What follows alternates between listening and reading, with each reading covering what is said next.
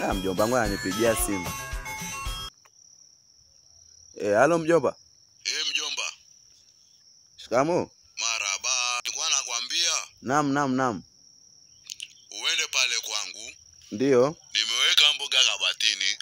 Alafu chakula kipo kule jikoni. Ndio. Nikupo naomba kawapakulie Innocent na Joshua. Nimehesabu nyama ziko nyama 12.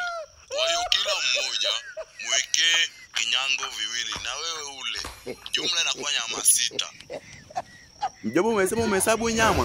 Ndio lazima nihesabu nyama. Kwa sababu watoto wangu mimi unayowajua. Wana tabia mbaya sana. Wana tabia ya kula nyama bila kupewa.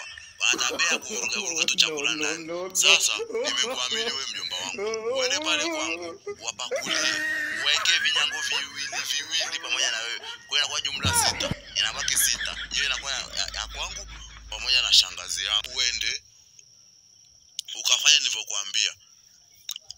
Alafu ukishamaliza kuwapakulia, hakikisha mboga unaficha sehemu ambao hawaoni, na wakati unaweka wasikuone vile. Sawa mjomba? Sawa, nimekuelewa.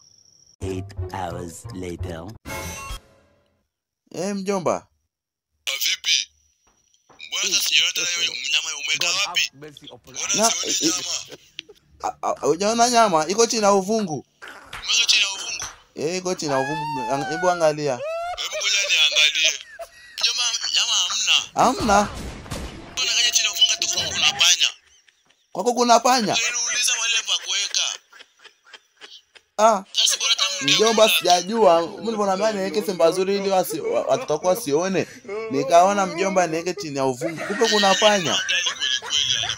Sasa tungekula tu hata sisi jamani. Hata nyama 6 yote zimeondoka.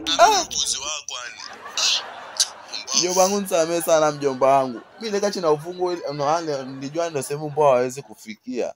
Tatizo haui makini. Ungeuliza pa kuweka. Sawa mjomba, sasa tutafanyaje? Ndio imeenda hiyo mjomba wangu. Unajua anacheka kwa nini? Hii ni maajabu.